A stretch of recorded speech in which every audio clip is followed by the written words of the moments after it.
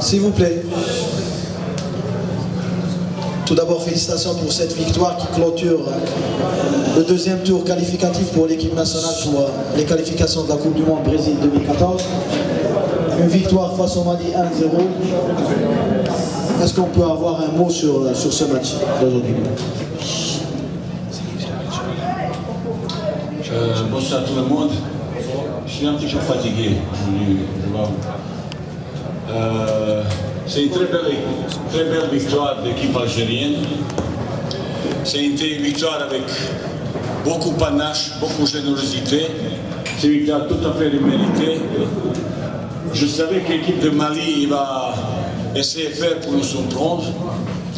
Ils ont se présenté comme une équipe très combative aussi, avec beaucoup d'ambition. Mais je pense que ce soir, je suis très content parce que l'équipe a montré à certains moments beaucoup de générosité.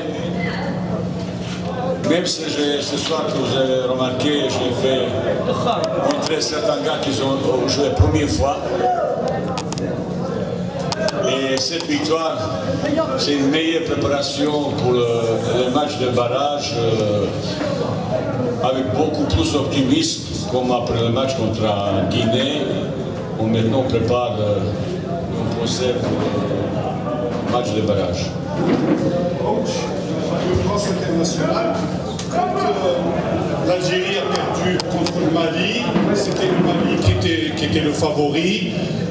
Tout ce temps qui s'est écoulé, quel bilan faites-vous de tout ce parcours alors que l'Algérie était derrière le Mali, c'était le Mali qui était le favori? Au départ, Mali ça a été favori parce que vous savez, deux derniers camps, ils ont terminé troisième. Ça veut dire qu'ils ont trouvé une équipe compétitive qui a fait ses preuves. On a réussi un parcours presque sans faute parce que sur 6 matchs, 5 victoires. On a dominé à la fin et il faut dire grand bravo à l'équipe algérienne qui a montré pas mal de qualité. Terminer à cette façon, c'est vraiment quelque chose de très positif. Il y a des raisons pour ça?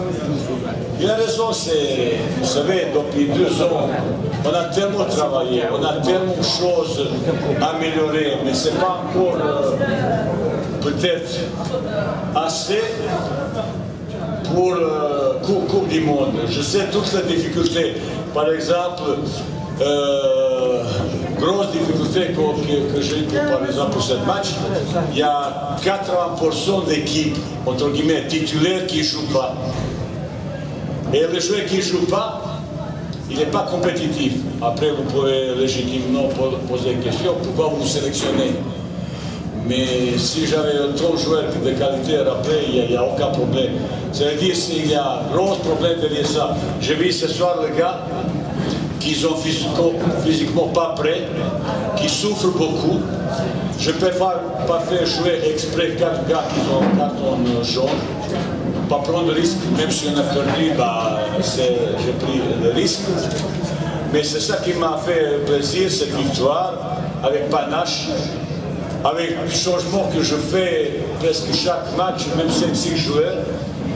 C'est pas que je voulais, c'est presque imposé. Et pour ça, cette victoire, il nous fait tellement bien pour préparer la suite. Mais l'équipe, il n'est pas encore tout à fait prêt pour la suite. J'espère dans 40 jours que l'équipe sera encore plus compétitive, surtout individuellement. Et le gars qui ne joue pas beaucoup, pendant une semaine, j'ai eu milliers de discussions, d'explications, qu'est-ce que ça veut dire quand ils ne jouent pas. Parce que certains gars, ils ont maintenant choisi un challenge très délicat, très difficile. En choisissant de jouer pour une grande équipe, et là-bas, ils ne jouent pas. C'est ça mon grand souci pour préparer le match barrage.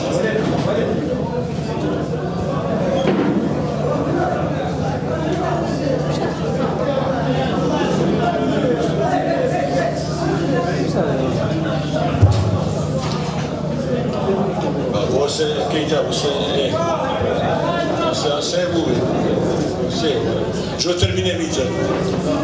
Coach. Allez, on y va. Coach, c'était un match peut-être qui n'était pas important pour nous sur le volet de résultats, mais malgré. Coach, c'était un match peut-être n'est pas important pour le résultat, puisqu'on était d'avance qualifié. Coach, est-ce que vous pouvez nous parler de Ishaq Belfoudi qui était là, qui a beaucoup travaillé, mais qui n'a pas. De Ishaq Belfoudi. Oui.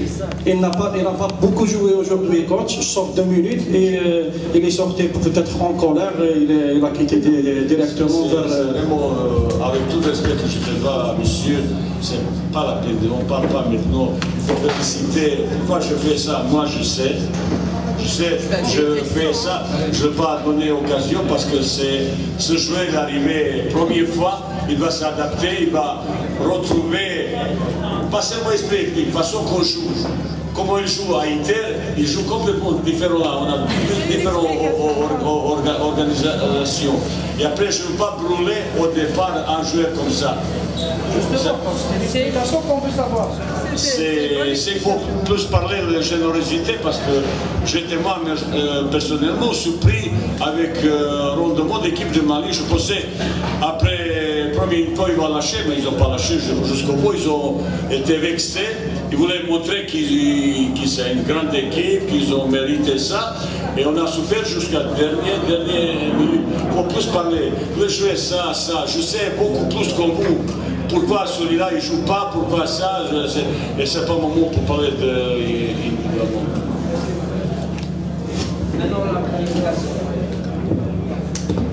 S'il vous plaît, je retourne pas. Coach, maintenant la qualification est acquise. C'est l'objectif tracé au départ. Dans une semaine, nous serons fixés sur notre prochain adversaire dans le barrage. Quel est selon vous le scénario idéal parmi les 5 nations que nous allons affronter? Vous savez, on était qualifiés même avant ce match. Mais toutes les 2 équipes ils voulaient aussi gagner. Même comme nous, Mali aussi voulait gagner, même si c'est fait éliminer. C'est ça, pour ça, c'est un match très intéressant, très rythmé, avec beaucoup de duels, avec quand même fair play à très haut niveau. Je ne sais pas pourquoi l'arbitre a donné aussi comme ça les cartons. Je suis très fâché vis-à-vis gratuitement les cartons. Et maintenant, c'est tirage. Il y a 2 matchs aller-retour, il faut essayer de se qualifier. Il y a des équipes que je ne voulais pas, mais je ne veux pas dire lesquelles. Mais c'est 50 pour 50. Dans le match barrage, il n'y a pas favori. Mais j'aime bien éviter certaines équipes. Mais vous savez, pour les tirages, je suis mouton noir. Je tire toujours plus mauvais tirage, partout. Même en club au Champions League, pour Cannes, Coupe du Monde, c'est toujours le groupe plus difficile. Où je dois maintenant quitter parce que quelqu'un qui a remplacé pour avoir un tirage meilleur, mais je dis, je ne sais pas. Je ne suis pas trop non plus obsédé, je ne pensais pas.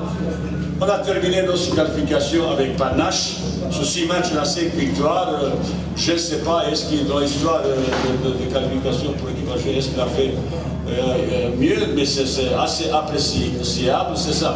Pour moi, on va célébrer cette victoire comme ça. Et j'attends lundi prochain avec beaucoup de curiosité notre prochain adversaire pour le tirage.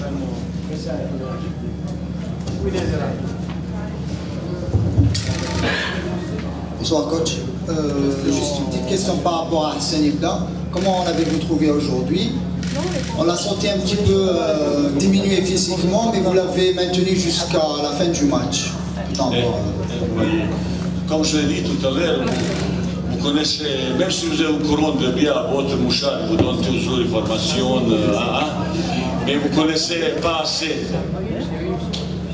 Hassan n'était même pas prévu pour jouer. Après, il avait un joueur qui s'est blessé, d'autres qui peuvent jouer à sa place, il avait carton. Et mettre aujourd'hui un joueur comme El Orfi ou comme, comment il s'appelle, Karaoui, que je suis depuis presque 1 an, mais il ne pouvait pas venir parce qu'il avait un problème administratif un petit peu plus compliqué. On peut déjà revenir là. Et vous savez, il y avait 2-3 joueurs qui ont même diarrhée.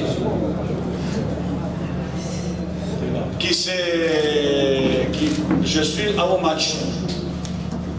Et j'étais obligé un petit peu bien gérer cette fin match parce que j'ai vu plusieurs joueurs qui sont un petit peu fatigués. C'est à cause de ça que j'ai apprécié beaucoup Panache, tout le monde qui était là pour terminer, il finit au poté, ça veut dire gagner. Mais pour Hassan, qui n'a pas joué depuis 1 an et demi, il faut attendre pas mal de temps pour retrouver ces moyens qu'il avait avant. Pour ça, ça dépend de lui. J'ai parlé avec lui, je l'ai expliqué. J'espère maintenant qu'il a vécu un moment assez délicat, difficile, mais peut-être aussi faut-il lui-même, mais qui prend un petit peu sérieusement certaines choses et qui revient encore plus fort parce que ce garçon, il a beaucoup de qualité footballistique. Allez, dernière question. Coach, vous avez dit que l'équipe a gagné, mais on n'est toujours pas prêt pour être qualifié en Coupe du Monde. D'ici 40 jours, j'espère qu'on sera prêt.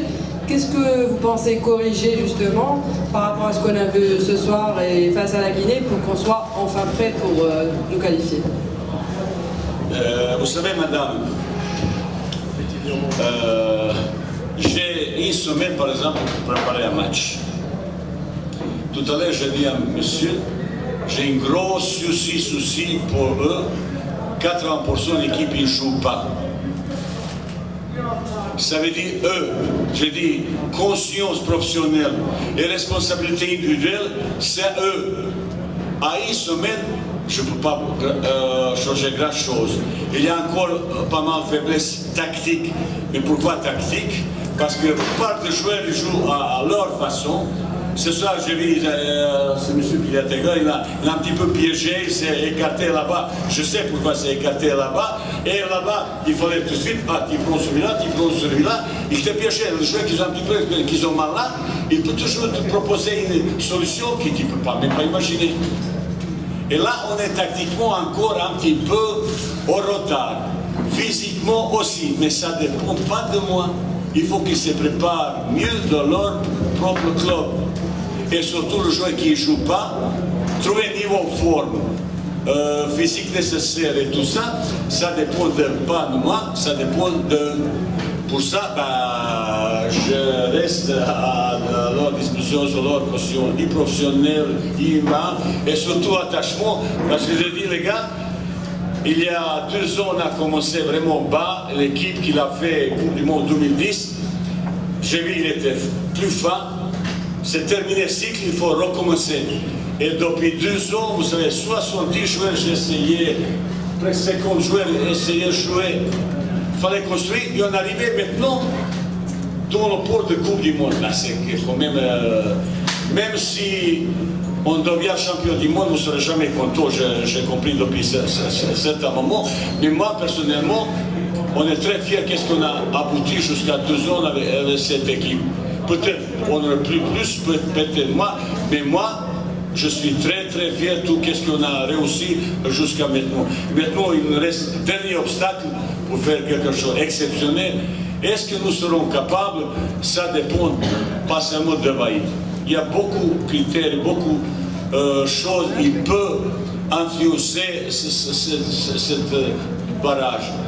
Et bien moi, comme entraîneur, je ferai tout sur mon côté pour essayer de qualifier cette équipe. J'ai aussi une entre guillemets, bonne chose personnelle. Et comme joueur, j'ai parlé aussi mon Coupe du Monde. Et comme entraîneur, je l'ai qualifié. Et je pense que c'est son entraîneur qui montre qu'il a qualifié une équipe qu'il n'a pas parti entraîner comme ça. Je ne connais pas un entraîneur qui a qualifié une équipe pour Coupe du Monde, qui n'a pas entraîné derrière.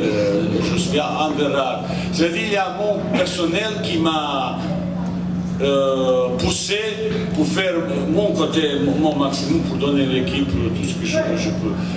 Ça sera très délicat, difficile. De toute façon, on parlera, j'espère, prochainement. Bonsoir, merci et bon retour. Merci.